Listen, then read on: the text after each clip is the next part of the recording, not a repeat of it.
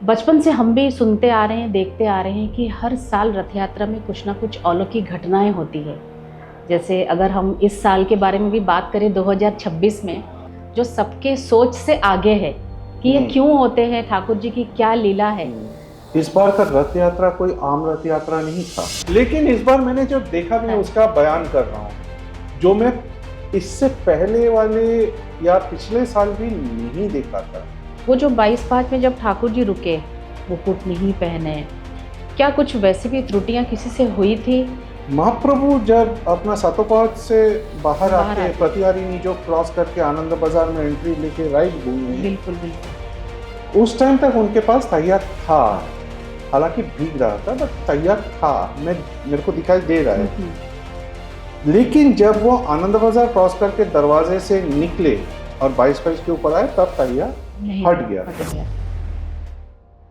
ठाकुर जी का बार बार कमेंट्री हो रहा है, ठाकुर जी आ रहे हैं, आ रहे हैं, आ रहे हैं, और वो नहीं आ रहे हैं। 40 मिनट्स जो है वो पतित पावन के सामने रुके थे। बिल्कुल, तो वो लेकिन समझ 20 मिनट उससे ऊपर पहले 22/5 में उतरने से पहले वो रोके पड़े थे, नहीं आ रहे थे वो। तो ये जो हमारी एक पौराणिक मान्यता रही है कि रथ यात्रा में जब ठाकुर जी रुक गए थे भक्त सालोबेग के लिए, हाँ। और सालोबेग जो है वो हिंदू थे नहीं, उनके पिताजी मुसलमान कम्युनिटी से थी और माँ जो थी वो ब्राह्मण थी। सिर्फ सालोबेग के नहीं, ऐसे भी कई बार कई सारे महान भक्तों के लिए प्रभु ने रथ रोका है। तो वो सत्यनारायण कथा जो है वो पीर बाबा का भी कहीं ना कहीं वो कनेक्शन एक है। और जो एक जो प्रसाद है, जो सिरनी बोलते हैं, सिरनी बोलते हैं आप लोग, हम लोग सिरनी बोलते हैं। वो कहा जाता है कि हिंदू और चाहे मुसलमान दोनों इस प्रसाद को खा सकते हैं। पीर बाबा का कैरेक्टर है, इसको उसके अंदर जानबूझ के डाला गया। जैसे अभी तो रथ यात्रा हम लोग जा रहे हैं, सारे जो भक्त हैं लाखों करोड़ों में ठाकुर जी का दर्शन कर रहे हैं, लेकिन एक ऐसा भी समय था जब ठाकुर जी बिना भक्तों के भी उनका रथ चला है और रथ यात्रा हुई है। अगर हम बात कर रहे हैं तो वो समय की जो शायद हम लोग कोई ना भूल पाए, वो समय जब कोविड का समय आया था। उन दोनों सालों में रथ जो चला है महाप्रभु ने खुद चलाया है। कभी आपका रिसर्च बलभद्र जी के ऊपर भी होगा कि जैसे अगर हम देखें तो पूरे भारत में क्या विश्व में कहा जाता है कि सिर्फ एक ही जगह है जहां बलभद्र जी का मंदिर स्थापना की गई थी, और वो केंद्रापड़ा, जो उड़ीसा के केंद्रापड़ा डिस्ट्रिक्ट में है। जय जगन्नाथ। भारत के चारों धाम में से एक धाम पुरी जगन्नाथ, और पुरी जगन्नाथ के विश्व प्रसिद्ध रथ यात्रा। पिछले 20 या 22 साल से हर साल रथ यात्रा में जाना, जगन्नाथ महाप्रभु को इतने करीबी से देखना, उनके बारे में रिसर्च करना, ये कोई साधना से कम नहीं है। आज श्री नीलाचल सेवा संघ हौसखस जगन्नाथ मंदिर के प्रांगण में हमारे साथ उपस्थित हैं मान्यवर श्री सूर्य सारथी रॉय जी। जय जगन्नाथ। जय जगन्नाथ। जय जगन्नाथ। सर, जितना हमें नॉलेज है, हम आपके बारे में काफ़ी कुछ रिसर्च किए हैं। आपके रिसर्च करने के लिए भी हमारे पास एक कंटेंट टीम है जो सूर्य सारथी जी को फॉलो करते हैं और देखते हैं। आई थिंक पिछले 20-25 साल से आप रथ यात्रा में जाते हैं पुरी में, और ये एक ऐसी यात्रा है जहाँ पे लाखों करोड़ों भक्त ठाकुर जी से मिलने जाते हैं, क्योंकि ठाकुर जी अपने भक्तों से मिलने मंदिर के बाहर आते हैं। बचपन से हम भी सुनते आ रहे हैं, देखते आ रहे हैं कि हर साल रथ यात्रा में कुछ ना कुछ अलौकिक घटनाएं होती है। जैसे अगर हम इस साल के बारे में भी बात करें 2026 में, तो कुछ ना कुछ ऐसी इंसिडेंट्स हुई हैं, घटनाएं हुई हैं जो सबके सोच से आगे है कि ये क्यों होते हैं, ठाकुर जी की क्या लीला है।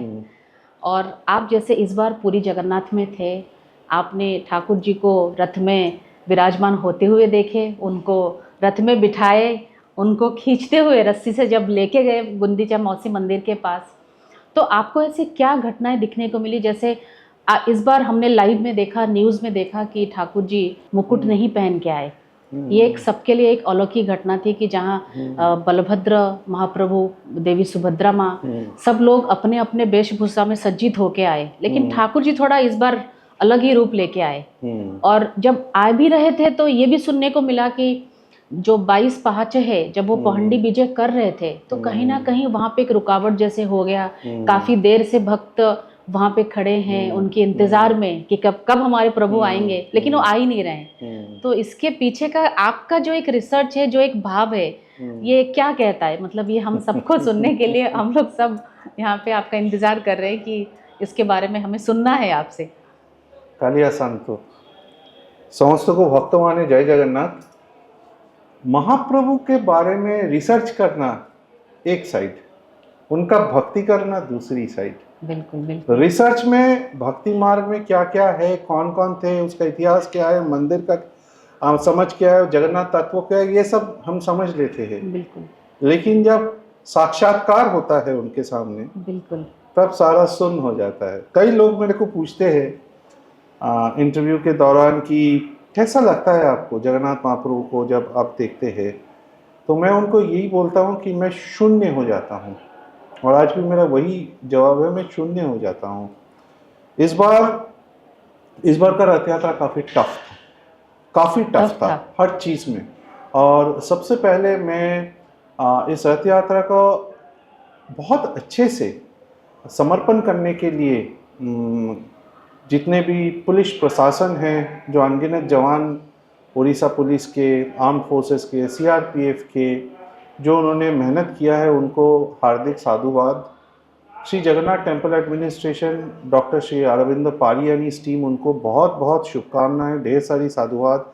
जिस तरीके से पारी बाबू ने पूरी शो को मैनेज किया है और जिस तरीके से कुछ सालों से वो इस पूरी प्रोसेस को स्ट्रीमलाइन कर रहे हैं, सिर्फ मंदिर का मैनेजमेंट नहीं, रथ यात्रा का मैनेजमेंट को भी जिस तरीके से वो स्ट्रीमलाइन कर रहे हैं, जितना साइंटिफिकली वो कर रहे हैं पारी बाबू, तारीफ़े काबिल है। इस बार का जो कॉम्बिनेशन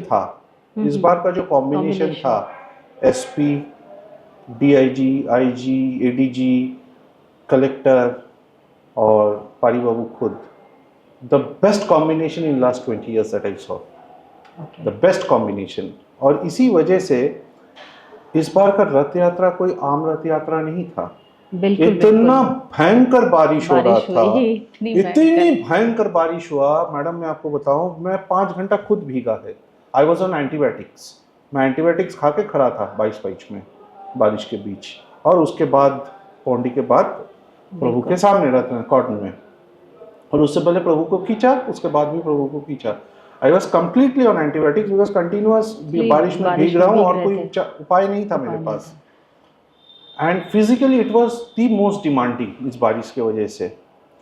तो मैं तो ये बोलूँगा, मैं बहुरा में था नहीं वहाँ, बहुरा का सेवा तो निराचल सेवा संघ के साथ किया मैंने, लेकिन बहुरा में भी मैंने देखा, और पिछले साल भी देखा था गुंडीचा यात्रा, बहुरा यात्रा, हर टाइम पारी बाबू ऊपर जाके जो नॉन सर्विटर्स हैं, जो सेवायत, एक्चुअल सेवायत नहीं हैं, जिनको कायदे से नहीं रहना चाहिए रथ के ऊपर, या झूठा मूठा का सर्विटर बना हुआ है, कई लोग करते हैं ऐसा वेशभूषा धारण कर। इस बार भी हमने देखा न्यूज में कुछ लोगों को वो खुद जाके चुन चुन के उनको लेके नीचे आ जाए। इस बार का इसलिए मैं खास करके इतना सब कुछ बोल रहा हूँ आपको, क्योंकि इस बार का कोई सामान्य रथ यात्रा नहीं था उतनी बारिश में। और दूसरी बात मैडम, इस बार लोग भी बहुत ज्यादा थे। 50 लाख से ऊपर, 50 लाख तो पूरी रथ यात्रा के दौरान जो गए, 11 दिन के उत्सव के दौरान गए, बट वो कम से कम 20 से 25 लाख ज्यादा है, सोचने वाली बात है। हाँ, अगर मतलब एक ही साल में आपका फुटफॉल डबल हो गया, ये भयंकर है, ये भयंकर है। ये आपका इंफ्रा के ऊपर बहुत जबरदस्त प्रेशर आता है, इंफ्रा के ऊपर। और सोचिए वो लोग एडमिनिस्ट्रेटर्स जो इंफ्रा के ऊपर काम कर रहे हैं, उनके ऊपर क्या प्रेशर बीता होगा। लेकिन इस बार मैंने जो देखा, मैं उसका बयान कर रहा हूँ, जो मैं इससे पहले वाले या पिछले साल भी नहीं देखा था, पिछले साल नहीं देखा था। इससे मुझे एक चीज का बहुत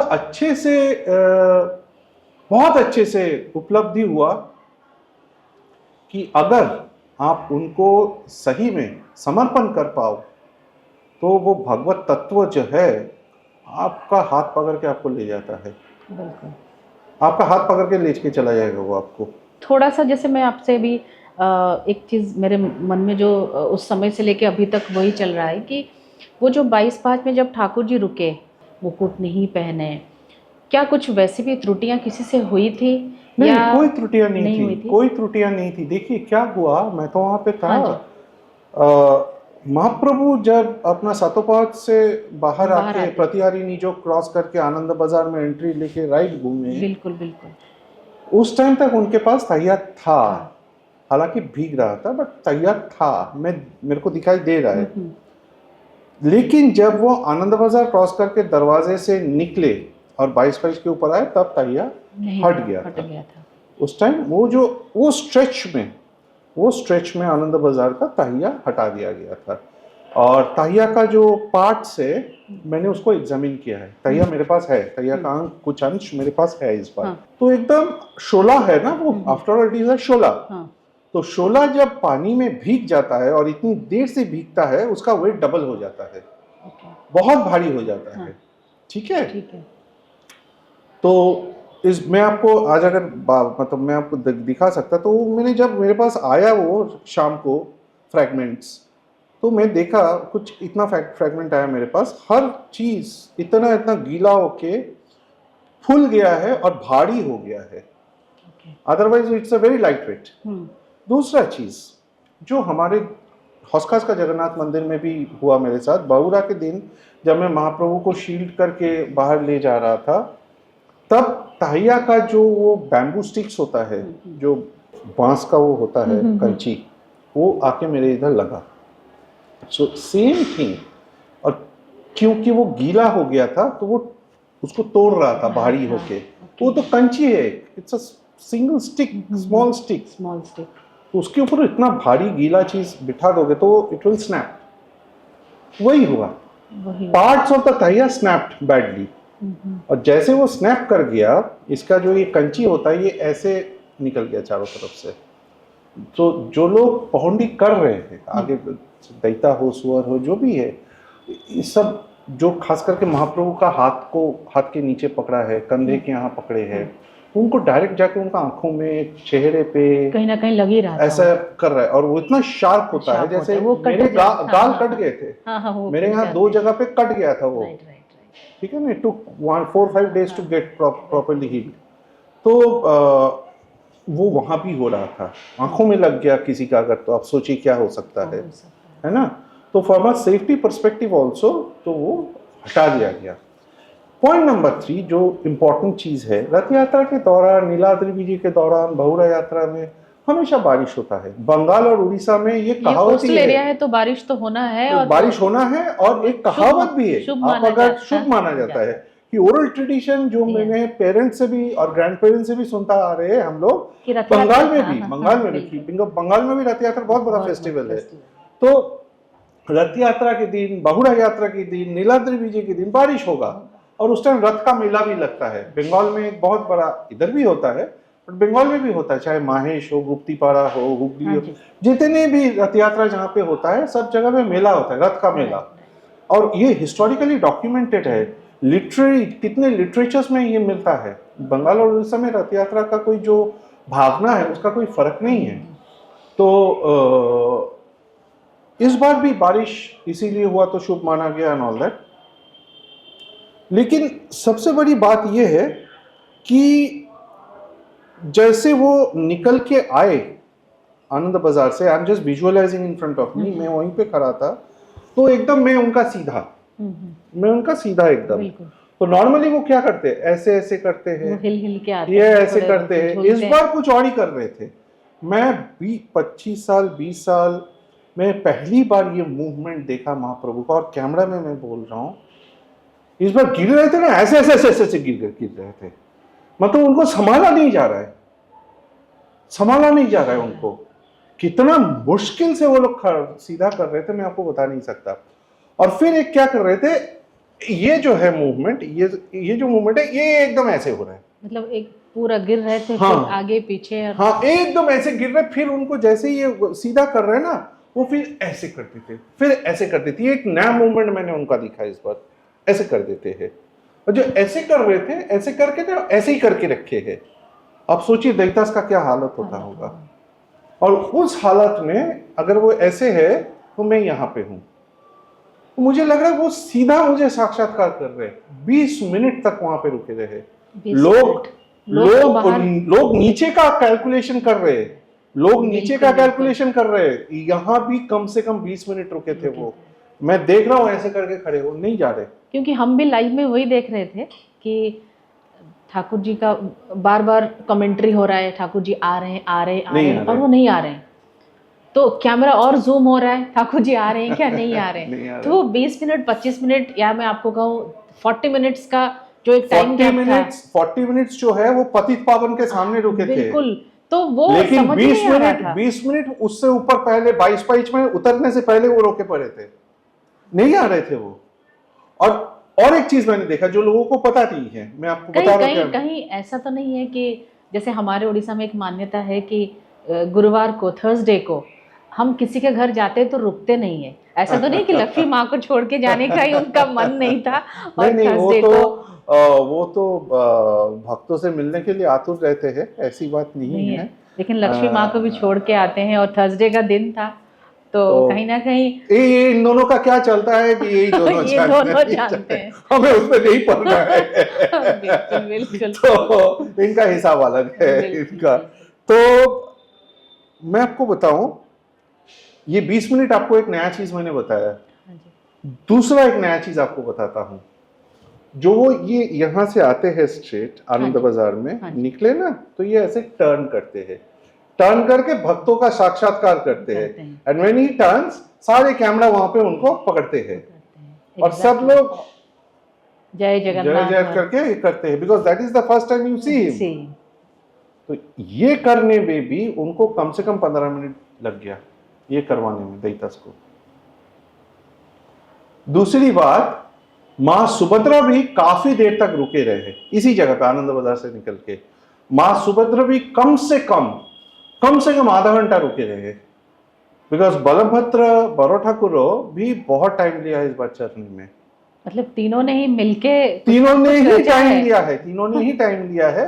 मां सुभद्रा थोड़ा शून्य पांडे में थोड़ा सा कम टाइम लिया है, बट दोनों भाई ने परेशान कर दिया इस बार सेवायतों को। सेवायतों अच्छा, इस बार जब पतित पावन के सामने आए, उनको हिला नहीं पा रहे। मैं आपको बता रहा हूँ अंदर की बात, दैतास जो है इंक्लूडिंग टिकीपो, हाँ। वो ऊपर चले गए, पतित पावन के ऊपर चले गए। रस्सी को यहाँ से घुमाओ, वहां से घुमाओ, यहाँ से बांधो, वैसे खींचो ना, कुछ ना है। महाप्रभु हिले ना मैं नहीं जाऊंगा बाहर, मैं यहीं बैठा रहूंगा। जैसे बच्चे जिद करते हैं ना, तो वैसे और मैं यहीं बैठा रहूंगा, नहीं हिलूंगा, नहीं। नहीं लो, मेरा मर्जी, मेरी मर्जी, मैं नहीं हिलूंगा। फिर वो जब वो निकले उनकी मर्जी है। ये लोग जाके बोले प्रभु कुछ करो, दया करो हमारे ऊपर, तो दया करो। तो ये दैतापति ने कहा, हाँ बिल्कुल, तब जाके हिला।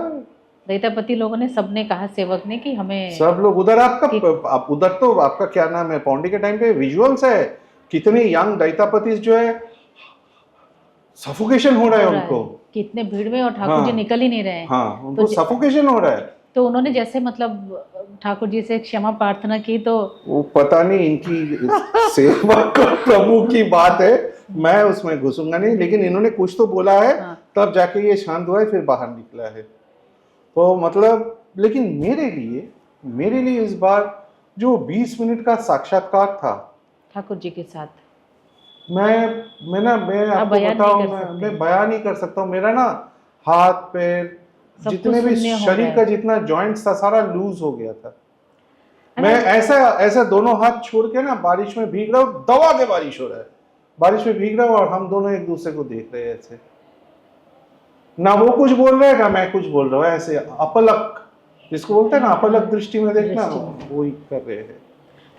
ये आपका एक अलौकिक घटनाएं जो आप हर साल जाते हैं ठाकुर जी का, हर साल कुछ ना कुछ अलग नया देखने को मिलता है। वो जो सही में जो हम लोग कहते हैं कि वो मानव लीला करते हैं, मतलब धरती पे वो है, वो भावक रही, ठाकुर भावक रही है।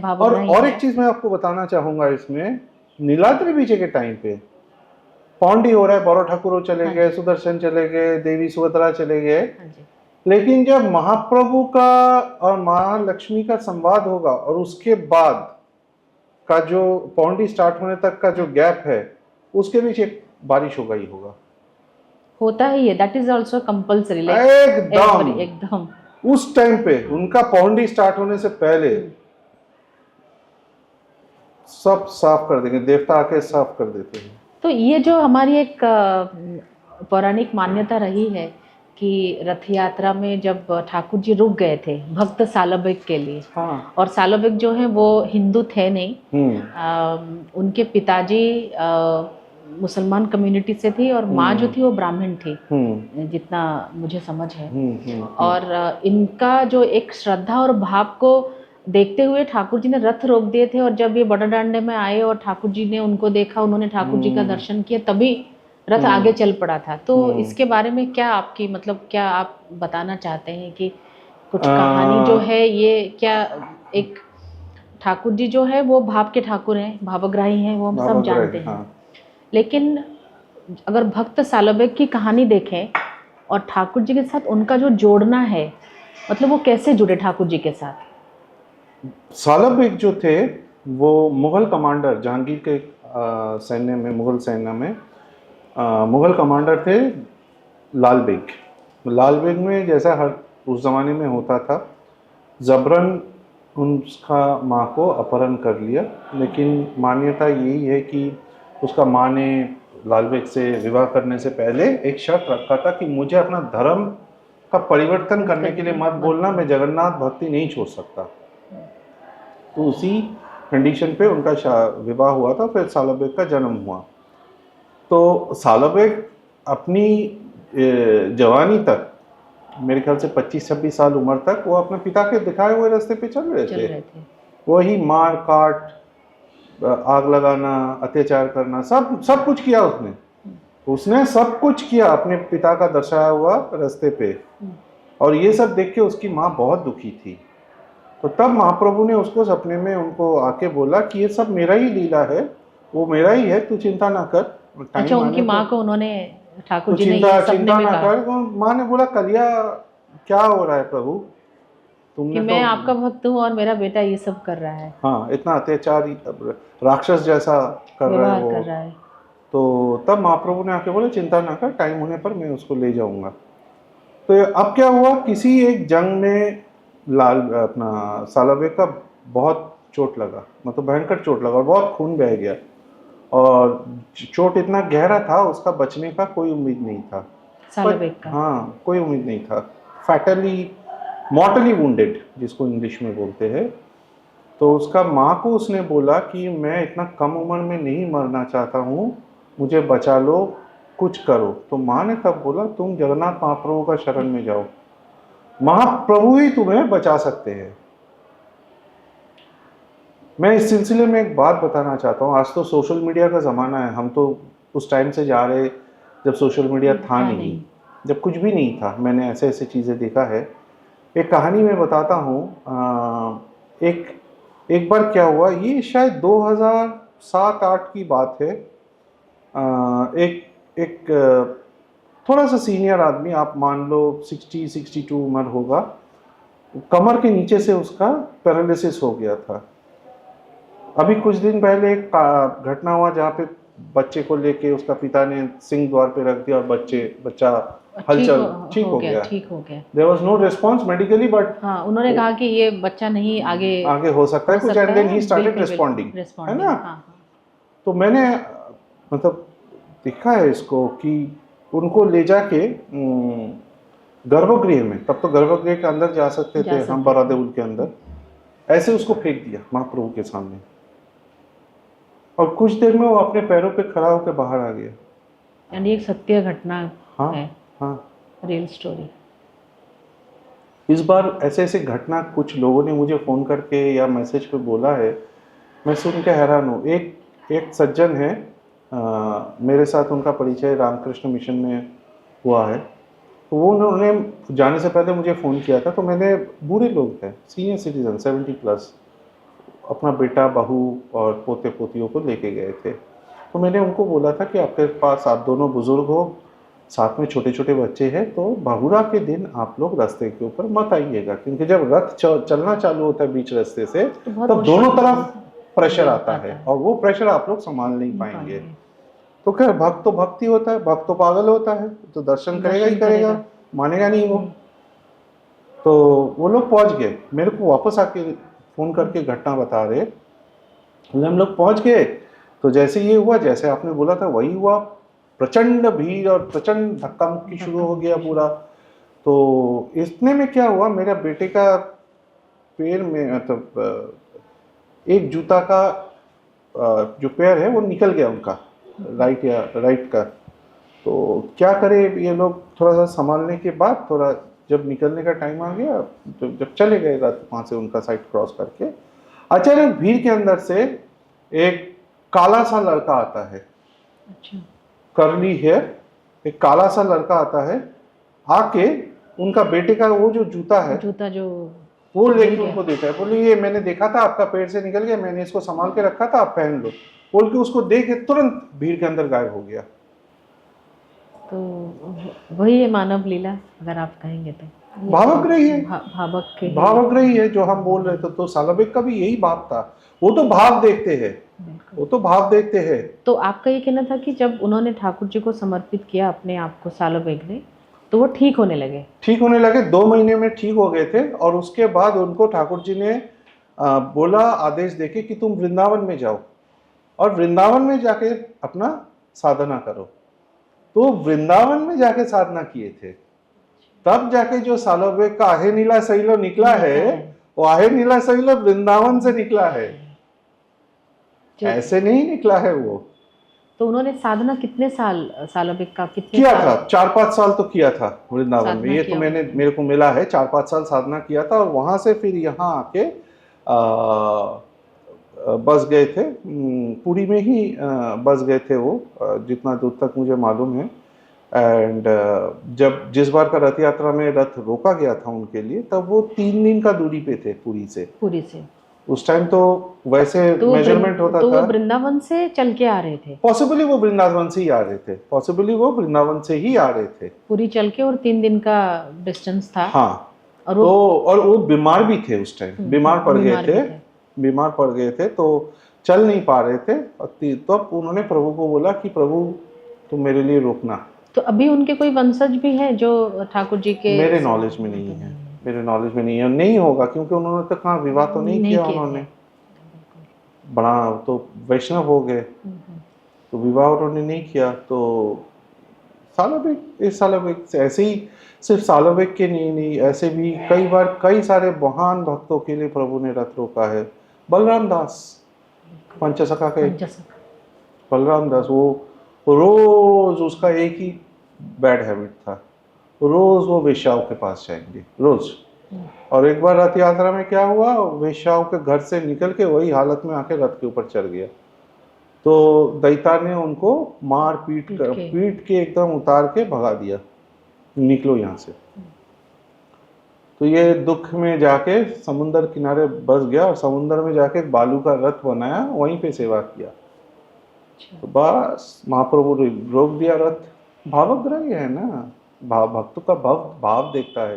तो रोक दिया। और फिर कैसे, जब बलराम दास जी गए महाप्रभु ने गजापति महाराज को स्वप्न दिया, मेरा रथ इसी ने नहीं चल रहा है, कि जाओ उसको बुला के ले आओ, मेरा भक्त के बिना नहीं छोड़ूंगा। जितने भक्त लाखों करोड़ों में आते हैं, आई थिंक हर किसी से वो मिलते हैं। शायद वो, आप अगर करोड़ों लोगों से पूछेंगे तो शायद उनका भी यही जवाब होगा कि हमने उनको दर्शन किया, वो भी हमें देखे, और हमारा जो एक भाव था वो एक्सचेंज हो गया।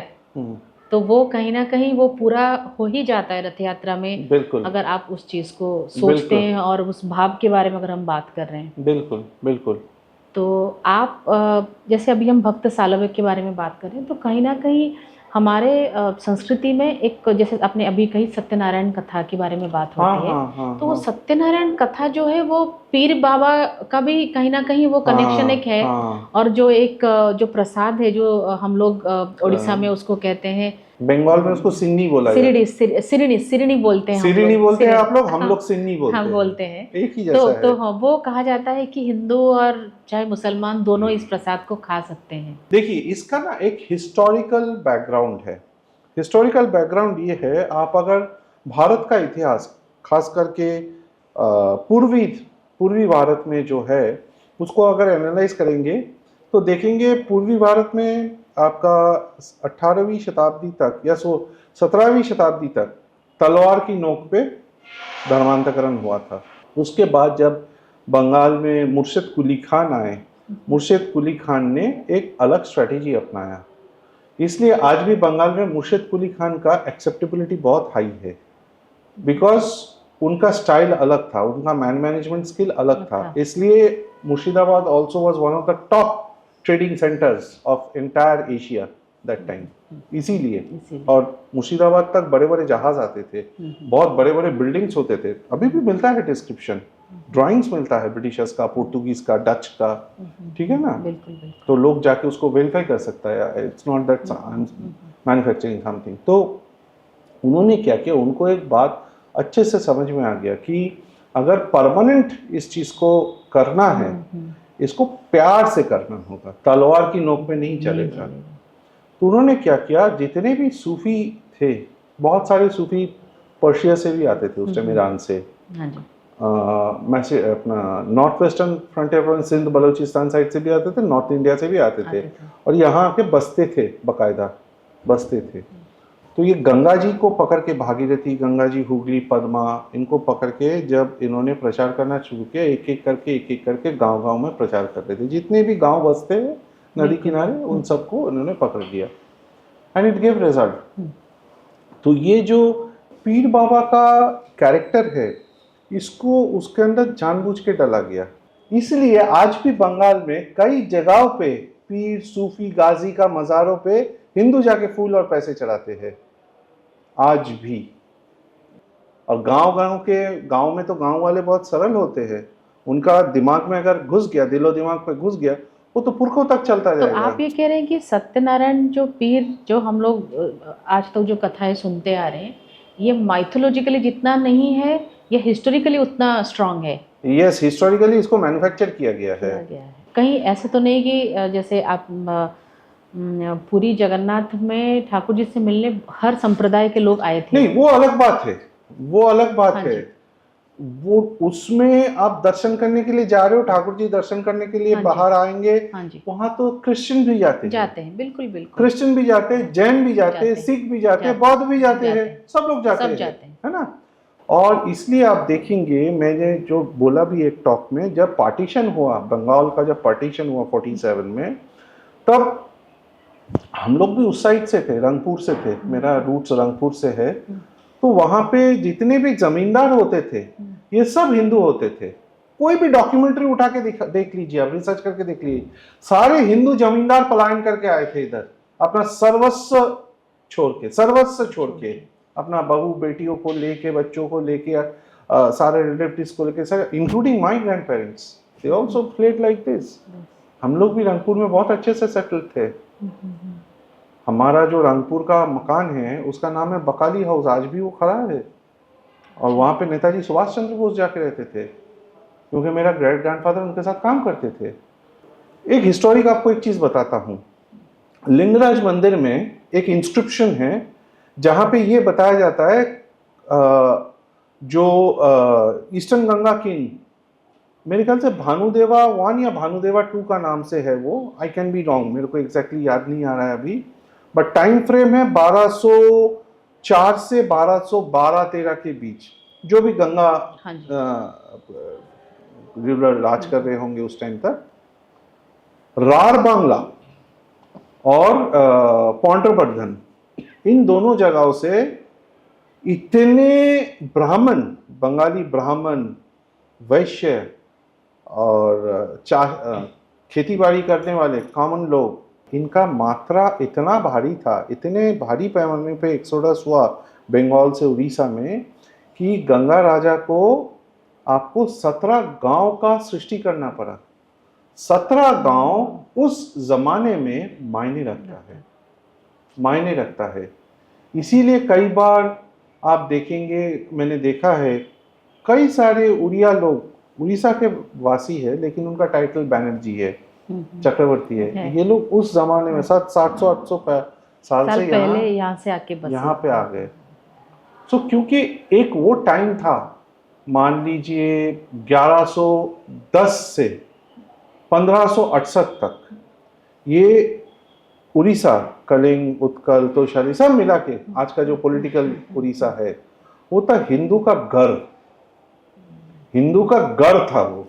इसलिए हमारे मंदिर जो है ईस्ट में इतना अटूट है। पुराने मंदिरों में उड़ीसा है, लेकिन टोटल मंदिर काउंट में वेस्ट बंगाल सबसे पहले, क्योंकि जब ब्रिटिशर्स आ गए उसके बाद जमींदार ने खुले हाथ से मंदिर बनाया, 8 चाला, 9 चाला, 5 चाला, 1 रत्न, 5 रत्न, 4 रत्न, खुले हाथ से मंदिर बनाए। लेकिन जो actual ancient early medieval temples है उसका जो इन्वेंट्री है, उसका जो सबसे ज्यादा नंबर है वो उड़ीसा में है। वो इसीलिए क्योंकि उड़ीसा 16वीं शताब्दी का मध्य 16वीं शताब्दी तक हिंदू राष्ट्र का गढ़ था, मतलब पूर्वी भारत में हिंदुओं का गढ़ था।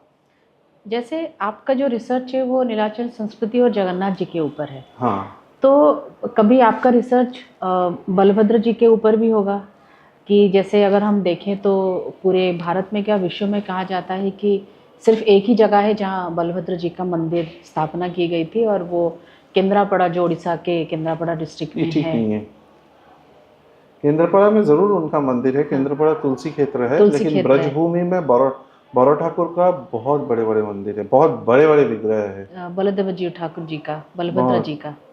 बहुत तो- बड़े, क्योंकि उसका रीजन ये है कि वज्रनाभ जब ब्रजभूमि का पुनरुद्धार कर रहे थे महर्षि शांडिल्य और महाराज परीक्षित के साथ मिलके, तो उन्होंने 16 विग्रह का सृष्टि किया था। 4 देव, 2 नाथ, 2 गोपाल, 4 महादेव और 4 देवियां। वाह। 4 देवों में से कौन है? गोविंद देव, गोविंद देव, हरिदेव और बलदेव। तो ये बलदेव जो थे बड़े भाई, इनका बसाया गया, अभी वो बस रहे हैं गांव बलदेव में, मथुरा से 25 किलोमीटर दूर। वहाँ पे बलभद्र जी का मंदिर है। हाँ, बहुत बड़ा मंदिर है, बहुत बड़ा विग्रह है। मैं बता रहा हूँ कम से कम 12 फीट ऊंचा होगा वो विग्रह। और वहाँ पे भी ठाकुर जी, जगन्नाथ जी और माँ सुभद्रा उनके साथ हैं या सिर्फ बलदेव जी है वहाँ सिर्फ बलदेव जी है अपने पत्नियों के साथ, रेवती के साथ। लेकिन जैसे केंद्रापड़ा को तुलसी क्षेत्र माना जाता है, तो कहीं ना कहीं था कि वो कंदरासुर जो राक्षस थे उनको वध करने के लिए। हाँ, आप सही बोल रहे हैं। एक्चुअली क्या है, रामायण हमारे देश में ना, रामायण और महाभारत का काफी सारा रीजनल इंटरपोलेशंस हुआ है। रीजनल इंटरपोलेशन मतलब रीजनल महाभारत, जैसे बंगाल में काशीराम दास ने लिखा, काशीदासी महाभारत बोलते हैं उसको। ऐसे ही आपका सरला दास ने लिखा है, साउथ में ऐसा है, वेस्ट में भी ऐसा है, सब अलग अलग अपना महाभारत और रामायण लिखा है। तो कई सारे जो केंद्रपाड़ा का तुलसी क्षेत्र बोला जा रहा है, उसका जो सोर्स है वो कहीं ना कहीं सरला दास का उड़िया महाभारत से आ रहा है। बिल्कुल। फिर आपका बिलंका रामायण है, ठीक है ना। वैसे बंगाल में कृत्तिवासी रामायण है, कृत्तिवास ओझा का। तो रामायण का भी अलग अलग इंटरपोलेशंस है। तो इसमें ये हमें समझना पड़ेगा कि हमें थोड़ा सा बाइफर्केशन करना पड़ेगा कि कौन सा जगह का सोर्स डॉक्यूमेंट क्या है, सोर्स टेक्स्ट कौन सा है। कोई रीजनल इंटरपोलेशन है, या जो ओरिजिनल वाल्मीकि रामायण है वो है, या कृष्ण द्वैपायन वेद व्यास का रचना किया हुआ महाभारत। जैसे आपने अभी बताया तो मेरे को नहीं पता था कि बलदेव जी का एक मंदिर ब्रजभूमि में बलदेव बड़ा ठाकुर तो बहुत इम्पोर्टेंट है, बहुत इम्पोर्टेंट है। रिसर्च में भी मैंने नहीं देखा था। हाँ, आप आइए मेरे साथ कभी वृंदावन में, आपको दिखाऊंगा। और वो कम से कम 4 के साथ है, जो कि वो एक अलग ही चीज है। हाँ। और हम लोग जैसे टोटा गोपीनाथ में पुरी में है रेवती रमन, उनका नाम ही तो है रेवती रमन। तो रेवती को लेके बैठे हुए हैं वहाँ पे भी, तो टोटा गोपीनाथ मंदिर में भी उनका दोनों पत्नियां उनके साथ खड़े हैं। तो आपको देखना पड़ेगा, आप अगर मेरे साथ ब्रजभूमि में आएंगे, वृंदावन में ही आपको 4 बड़े बड़े मंदिर दिखा दूंगा। और तो सुभद्रा को आप कौन से ठाकुर जी के साथ, किनके वो अंश है, मतलब अगर हम उस चीज को सोचते हैं? तीनों ठाकुरों का चतुर्थ विग्रह का, जैसे मैंने बोला था सुदर्शन चक्र नरसिम्हा का प्रतिरूप है ना। तीनों ठाकुरों का भी एवोल्यूशन हुआ है इतिहास में देखा जाए तो। माँ सुभद्रा, अगर सुभद्रा का कैसे आया, बलराम कृष्ण और सुभद्रा, ये क्या है, ये तो वही तीनों भाई बहन है जो ब्रजभूमि में वृष्णि बिल्कुल बिल्कुल बसते थे। बसते थे। तो मतलब भगवत कल्ट जो है या भगवत तत्व जो है वो जब डेवलप हुआ तब जाके माँ सुभद्रा सुभद्रा बन के इधर बैठ गई। बिल्कुल। लेकिन कई सारे रिसर्च में ये निकल के आ रहे जो पुराणों में है, महाभारत में है, हरिवंश में है, सुभद्रा कैरेक्टर देवकीपुत्र वासुदेव या बलराम के साथ नहीं है, वो है उनकी बहन एकनामसा। एकमात्र टेक्स्ट है विष्णु धर्मोत्तर पुराण जो एकनामसा को सुभद्रा बोलती है, ठीक है। और बाकी सारे टेक्स्टों में घुमा फिरा के लिंकेजेस बनाया गया है जो मैंने देखा है। कहीं सुभद्रा को योग माया का रिप्रेजेंटेशन दिखाया गया है, सबसे ज्यादा वही मिलता है, सुभद्रा को योग माया का डिस्क्रिप्शन उनको दिखाया गया है ना।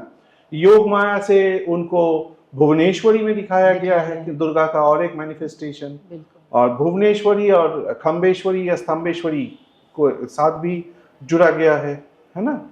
और फिर जब और डेवलप हुआ कृष्णाइजेशन हुआ डीटीज का, तो ये जो तत्व है ये पूर्ण रूप से बैठ गया। तो इसीलिए मैंने बोला था, आपके साथ बोला था कि नहीं, मेरे को याद नहीं आ रहा है, जब महाप्रभु का पूजा स्टार्ट हुआ था श्री मंदिर में, हाँ, कि वो पहले नरसिम्हा मंत्र में पूजा होते थे, लेकिन नरसिम्हा तो जा नहीं सकते क्योंकि नवकलेवर का रिचुअल में उनका काफी सारे नीति कांति में नरसिम्हा बैठे हुए हैं, नरसिम्हा यंत्र भी है श्री मंदिर में। तो नरसिम्हा को तो आप ऐसे हटा नहीं सकते हो, तो उनको दारू रूप में उनके साथ खड़ा कर दिया गया। और दोनों पिंगल वर्ण है, सुदर्शन भी पिंगल वर्ण है, नरसिम्हा भी पिंगल वर्ण है, सुदर्शन का जो विग्रह है वो भी पिंगल वर्ण है। और ये आपका रिसर्च क्या कहता है, जैसे ठाकुर जी 10 दिन के लिए मौसी माँ के मंदिर चले गए, गुंडीचा मंदिर, और पीछे लक्ष्मी जी है, माँ बिमला है, अन्य देवा देवी भी वहीं पे जो पूजा पाते हैं वो भी रहते हैं। तो ये जो महाप्रसाद का कॉन्सेप्ट होता है, क्या वो 10-11 दिन भी वहीं पे वो सेम रिचुअल्स पे चलता है, या कुछ दिनों तक वहाँ पे उसको बंद कर देते हैं? क्योंकि जब ठाकुर जी अपने मौसी के घर चले गए और यहाँ पे माँ लक्ष्मी और बिमला है, और मान्यता ये भी है कि महाप्रसाद का, कि उनका जो प्रसाद है वो सबसे पहले माँ बिमला को अर्पित किया जाता है, तो वो महाप्रसाद के नाम से जाना जाता है। तो इसके पीछे का क्या आपका रिसर्च क्या कहता है? क्योंकि हमें वो जानने को बहुत एक मन में एक उत्कर्ष आता है कि ये क्या है, मतलब क्योंकि ठाकुर जी नहीं है तो महाप्रसाद कैसे बन सकता है वहाँ पे? रोसईशाला तो बंद होना चाहिए। तो वो क्या है सबसे बड़ी बात तो आप सुन के हैरान हो जाएंगे। मुझे रिसर्च में ये मिला है कि ये जो महाप्रसाद बनता है माँ विमला को चढ़ाने के बाद, उसके पीछे एक पौराणिक गाथा है, बिल्कुल, जो हमें सबको मालूम है ना। बट ये कब स्टार्ट हुआ मालूम है? 1730 के आसपास ये चालू हुआ। अच्छा। उससे पहले ये नहीं था। ये एक वैष्णव थे, परम वैष्णव थे, बहुत नाम है उनका, रसिकानंद प्रभु। गोपी वल्लभपुर उड़ीसा साइड में उनका बहुत वर्चस्व है रसिकानंद प्रभु का। तो जो गजपति महाराज थे, खुर्दा के राजा थे, नरसिम्हा 2 है आई थिंक, मुझे जितना दूर तक याद है, भोई डायनेस्टी, उनका गुरु थे ये रसिकानंद प्रभु। तो उन्होंने ये पूरा वैष्णव मत से माँ को ये प्रसाद देना चालू करवाया कि प्रभु जी का प्रसाद माँ को देना है। ये 1730 के आसपास चालू हुआ, ठीक है। नहीं, लेकिन ये रथ यात्रा के समय भी होता है सेम प्रोसेस। देखिए, प्रसाद तो भोग तो लगता है, प्रसाद तो लगता है, प्रसाद बंद नहीं होता। But to be very honest, कैसे बनता है, क्या उसका ऑफरिंग होता है, उसमें मैं कभी गया नहीं, मैं गलत नहीं बोलूँगा, मैं उसमें उतना, मैं नीति कांति में नहीं जाते हैं आपका रिसर्च। मैं रिसर्च मेरा नीति कांति के ऊपर नहीं है, क्योंकि वो एक हर एक का अपना अपना एक विश्वास है, एक श्रद्धा है। तो उसमें मैं, रिसर्च एक ऐसा चीज है जो हर पहलू को चीर के देखता है, पोस्टमार्टम की तरह है। हाँ, बिल्कुल। रिसर्च जो है पोस्टमार्टम की तरह है। तो मैं अगर उसमें ज्यादा पोस्टमार्टम करूंगा, लोगों का श्रद्धा मेरे ऊपर आके गिरेगा वो। नहीं, लेकिन वो मेरा जो मेन क्वेश्चन ये है कि ठाकुर जी को दर्शन के लिए लोग गुंडीचा मंदिर जाते हैं। हाँ। तो यहाँ पे तो ऑलमोस्ट कोई डिवोटी का आना मेरे को नहीं लगता है कि वहाँ पे उस समय पे लोग आते हैं। दर्शन तो अगर आते होंगे तो फिर तो प्रसाद की व्यवस्था तो की जाती होगी, क्योंकि सूखा प्रसाद मिलता है, सूखा प्रसाद मिलता है। अन्न प्रसाद जो है वो गुंडीचा मंदिर में ही, गुंडीचा मंदिर में ही होता है। जो अन्न प्रसाद होता है, मेन प्रसाद बिल्कुल, वहीं पे होता है। इसीलिए तो वो 8 दिन का जो अटप का प्रसाद महाप्रसाद है, उसका महत्व अलग है, अलग होता है, क्योंकि वो सिर्फ 8 ही दिन मिलता है आपको। बिल्कुल। सो ये रथ यात्रा में जो सेवा होती है ठाकुर जी की, ये मोस्टली जो पंडा लोग हैं ये नहीं करते हैं, दैतापति को ही ये सेवा मिलती है। और ये क्या 10 दिन का सेवा होता है उनका? देवस्नान पूर्णिमा के एक दिन पहले से वो सेवा में जुट जाते हैं टिपिकली। इसमें पंडा लोग बिल्कुल इन्वॉल्व नहीं होते? नहीं, महाप्रभु का जो उनका जो जितना भी सेवा होता है वहाँ पे पंडा, मतलब थोड़ा मेरे को इतना नीति कांति में नहीं कभी रिसर्च किया, बट मेन जो होता है दैताजी करते हैं। उनका बीमार जब होते हैं, उनका देवस्थान पुण्य में पौंडी करके ले आना, उनको अंदर ले जाना, बिठाना, उनका सेवा करना, सब कुछ। जब बीमार रहते दवाई वगैरह भी देना, सब कुछ दैता रहता है। और नीलाद्री विजय तक तो उनका सेवा रहता ही रहता है। फिर उसके बाद चीतालागी अमावस्या होता है, चीतालागी में वो चीता को लगा के फिर अपना सेवा छोड़ते हैं। तो ये कहीं ना कहीं 1 महीने का एक महीना तो है ही है, पर चीतालागी अमावस्या कितना दिन बाद होता है मुझे ध्यान नहीं है उतना। नहीं, वो आई थिंक 1-1.5 महीने का ही पीरियड होगा। हाँ, तो चीतालागी तक होता है, क्योंकि चीतालागी के दिन वो चीता को लगा देते हैं, क्योंकि चीता को वो देवस्थान पूर्णिमा के दिन उतार लेते हैं। तो चीता को लगा देते, फिर वो छोड़ते हैं अपनी सेवा।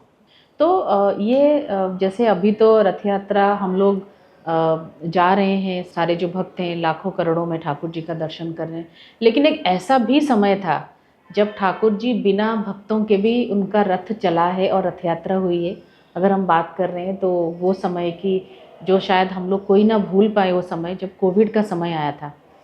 तो उस समय आपका कभी मतलब कैसा एक भाव रहा ठाकुर जी के प्रति कि आप नहीं जा पा रहे हैं पुरी जगन्नाथ रथ यात्रा के समय, लेकिन आपने कुछ वैसा प्राप्ति किया जो आप हमारे साथ बताना चाहते हैं? आपका आपका एक भाव विनिमय होगा कि हाँ, मतलब मैं गया तो नहीं था, लेकिन हाँ, या कुछ लोगों से आपने कुछ वैसा सुना होगा, क्योंकि भक्त जो है वो भगवान के अधीन नहीं, मेरा मानना होता है भगवान भक्त के अधीन होते हैं। तो अगर भगवान भक्त के अधीन है और भक्त ही नहीं थे, और जो वो 2 साल का जो एक पीरियड था, 2 या 3 साल कोविड का समय था, तो आपको क्या लगता है एज अ रिसर्चर, अगर आप सोचते हैं तो उस समय ठाकुर जी का क्या, कैसे मन लगता होगा बिना भक्त के रथ यात्रा का, जो एक इतना बड़ा माहौल में अपने भक्तों को नहीं देखना, सिर्फ वही सेवक हैं और वही दैतापति हैं और उन्हीं के साथ ही 10 दिन बिताना? सबसे बड़ी अहम बात तो ये है कि कुछ 1200 के करीब सेवक थे उनके पास वो 2 साल, 2020 और 21। हाँ जी, 22 से तो चालू हो गया पब्लिक का आना। तो 2020-21 में मैंने जो सुना है, जितने भी सेवायत थे उधर उनके आंखों से, बोले उन दोनों सालों में रथ जो चला है महाप्रभु ने खुद चलाया है। बोले हम लोग रस्सी को सिर्फ पकड़ रहे थे, बिल्कुल, बोले हम लोग सिर्फ रस्सी को पकड़ रहे थे और खींचते चले जा रहे थे, और जो खींचते चले जाते हैं। लेकिन नॉर्मली मैंने खुद खींचा है इतनी बार, काफी भारी है, मतलब बहुत स्ट्रेंथ लगता है। बोले फेदर टच जिसको बोलते हैं ना, हाँ जी, फेदर टच की तरह ऐसे रथ को पकड़ो और खींचो आराम से, अपने आप चल रहा है रथ। अब इसका क्या जस्टिफिकेशन है, क्या साइंस है, उसका क्या है? आप नॉर्मली अब देखते हो इतने सारे सिक्योरिटी मिलके खींचते हैं और वो 2 साल एक चमत्कार ही था, बिना भक्त के उन्होंने अपने रथ को खींच लिया। बिल्कुल। और जहाँ तक मेरा अपना सवाल है, मैं इतना ही बोलूँगा कि जैसे सुदर्शन चक्र राजा अम्बरीश का रक्षा किया, उन्होंने मेरा रक्षा किया, मेरा नौकरी को बचा के रखा और सब कुछ ठीक था उस टाइम, मेरे परिवार को बचा के रखा। तो इससे ज़्यादा और क्या मांग सकता हूँ? मतलब मेरे घर में मेरे 80 साल के पिताजी, माँ 75-76 साल के, उनको कुछ नहीं हुआ, एक बार के लिए भी कोविड नहीं हुआ। तो वो ठाकुर जी का कृपा है। मैं इसीलिए बोला, जैसे सुदर्शन चक्र ने राजा अम्बरीश का रक्षा किया था, वैसे ही उन्होंने मेरी रक्षा किया।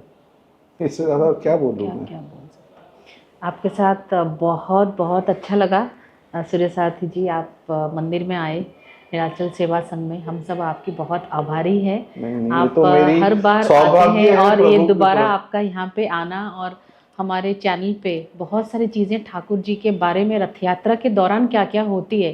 कभी कभार हम लोग बाहर से तो देखते हैं कि रथ यात्रा में सिर्फ यही 2 या 3 रिचुअल्स होते होंगे, लोगों का भीड़ होता है, लोग रथ खींचते हैं, लेकिन जो आपने अपना जो भाव बताया आज, ये सब जानने के बाद एक्चुअली में पता चलेगा कि रथ यात्रा का महत्व क्या है, और इससे हम सब शायद बहुत और अच्छी तरीके से जुड़ पाएंगे ठाकुर जी से। और आपका बहुत बहुत शुभेच्छा और आपको बहुत बहुत धन्यवाद। आप हमारे साथ जुड़े रहिए और आगे भी कोशिश करेंगे। बिल्कुल, और बिल्कुल। हमारी यही प्रयास रहेगी कि ठाकुर जी के बारे में अलग अलग हम चर्चा करेंगे आपके साथ। जय जगन्नाथ। जय जय जगन्नाथ, जय जय जगन्नाथ।